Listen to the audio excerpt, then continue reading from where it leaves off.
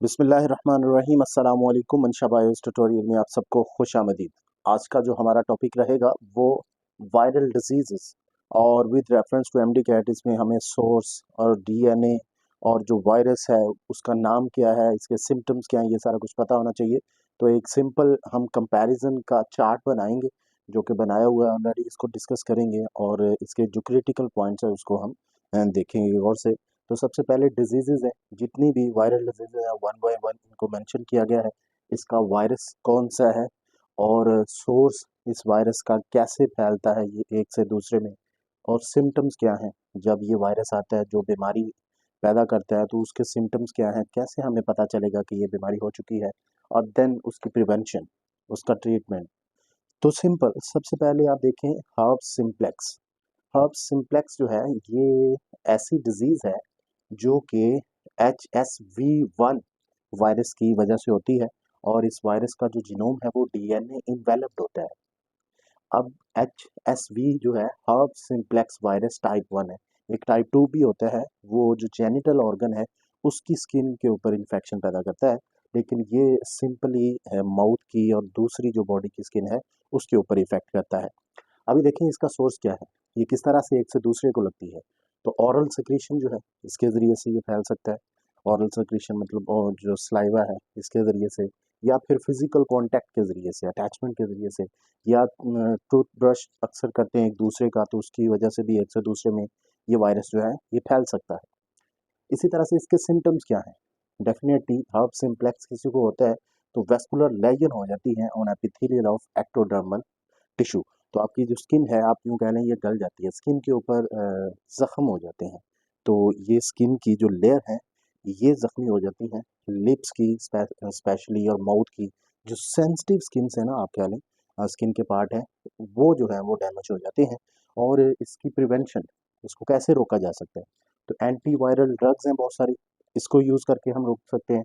और preventive measures हैं, एहतियाती तदाबीर हैं कि टूथब्रश जो है एक दूसरे का इस्तेमाल ना करें, फिजिकल जो कॉन्टैक्ट है उससे परहेज़ करें, तो इस बीमारी से हम बच सकते हैं। इसी तरह से अगर हम देखें मीजल्स और मम्प्स, ये दोनों ही एक सिंपल कॉमन जो वायरस है जिसका नाम है पैरामिक्सो वायरस, ये ग्रुप ऑफ वायरस है, इसकी वजह से फैलता है। तो मीजल भी पैरामिक्सो वायरस जो कि इन्वेलप्ड वायरस होता है, और मम्प्स भी पैरामिक्सो वायरस की वजह से होता है। तो सबसे पहले मीजल्स देखते हैं। जो मीजल है ये कफिंग और स्नीजिंग के ज़रिए से, खांसी के ज़रिए से, छींक के ज़रिए से, जो छींटे होते हैं एक से दूसरे में जाते हैं तो वहाँ वायरस जो है वो ट्रांसफ़र हो जाता है। इसी तरह से अगर हम देखें इसकी जो सिम्टम्स है वो क्या है। बुखार हो जाता है, रनी नोज़, थोड़ा ज़ुकाम लग जाता है, आइज़ जो है वो रेड हो जाती हैं, और सिंपल रैशेज़ स्किन के ऊपर लाल कलर के छोटे-छोटे जो दाने जो हैं वो निकल आते हैं, रैशेज़। मीज़ल जिसे नॉर्मली हम खसरा कहते हैं। तो ये बचपन में बच्चों को ज़्यादातर होता है और बचपन में ही उसकी वैक्सीनेशन करवा ली जाती है। और दूसरा, वो खुद ब खुद भी बाज़ दफ़ा फिर ठीक हो जाता है, ऑटो इम्यूनिटी इसमें डेवलप हो जाती है। इसी तरह से मीज़ मम्प्स जो हैं, कनपेड़े जिसे कहते हैं, कानों के नीचे ख़ास किस्म के पैरोटिड ग्लैंड होते हैं जो सलाइवा सेक्रेट करते हैं ओरल कैविटी में, तो वो स्वेल कर जाते हैं। तो मम्प्स पैरामिक्सो वायरस की वजह से ही होता है, और इसके भी सोर्स जो है सेम ही है क्योंकि सेम वायरस है। और इसके भी जो सिम्टम्स हैं वो फीवर है, मसल पेन है, सर दर्द, हेडेक है, और पैरोटिडाइटिस। जो पैरोटिड ग्लैंड है वो स्वेल कर जाएंगे तो उस इन्फ्लेमेशन को हम कहेंगे पैरोटिडाइटिस। तो ये पैरोटिड ग्लैंड के स्वेल करने की वजह से होगा। अब इसी तरह से अगर हम देखें, इसकी जो प्रिवेंशन है वो भी वैक्सीनेशन के ज़रिए से की जा सकती है, और ये भी ऑटो इम्यूनिटी के ज़रिए से बॉडी के अंदर एक क़ुव्वत मुदाफ़त जो है वो डेवलप हो जाती है खुद ब खुद, बाद में वो इंसान को नहीं लगती। नेक्स्ट है पोलियोमिलाइटिस। आइटिस है, इसका मतलब ये भी इन्फ्लेमेशन है, पोलियो वायरस की वजह से होने वाली जो इन्फ्लेमेशन। और ये polio virus RNA non enveloped होता है, इसको इंटेरो वायरस भी कहते हैं दूसरा नाम। और ये सोर्स इसका क्या है, ओरोफिकल रूट, ऑरल जो सिक्रीशंस हैं उसके ज़रिए से, या फीसिस के ज़रिए से एक से दूसरे में ये फैल सकते हैं। इसी तरह से अगर इसके सिम्टम्स देखें तो मेनली ये सेंट्रल नर्वस सिस्टम को, न्यूरॉन्स को डैमेज करता है।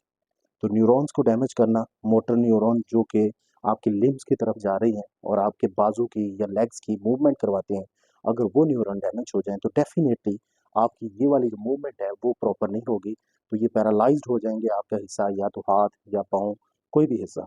तो इसको हम कैसे ट्रीट कर सकते हैं? वैक्सीनेशन से। बचपन में ही पोलियो के कतरे पिलाए जाते हैं, और इसी तरह से फिजियोथेरेपी, तो थोड़ा बहुत फिजियोथेरेपी के ज़रिए से डिफरेंट जो वर्जिश करवाई जाती है, उससे आपकी मूवमेंट थोड़ी बहुत जो है एक्यूरेसी की तरफ आ जाती है। लेकिन अगर डैमेज ज़्यादा हो जाए तो ये ठीक ठीक जो है वो नहीं होती। इसी तरह से लास्ट में है AIDS, acquired immunodeficiency syndrome.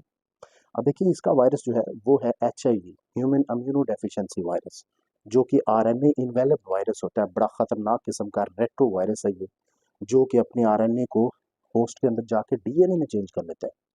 तो ये किसके ज़रिए से फैलता है जी?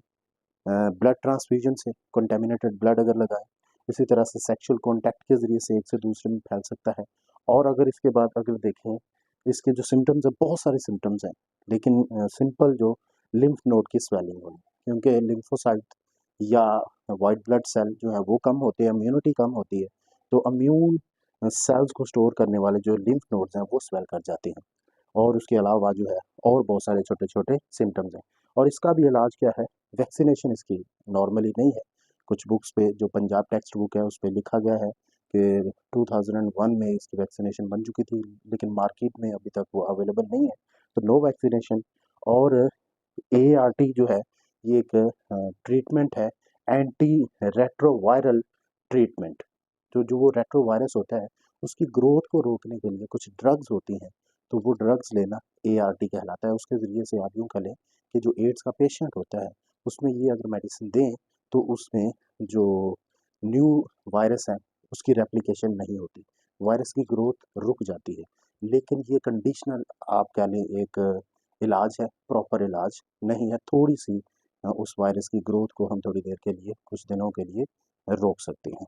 तो ये कुछ वायरल डिजीज़ेज़ थे, और उनके डिफरेंट सिम्टम, उनका वायरस का नाम, जीनोम, और उसका जो प्रिवेंशन है, ट्रीटमेंट है, वो आज हमने देखा।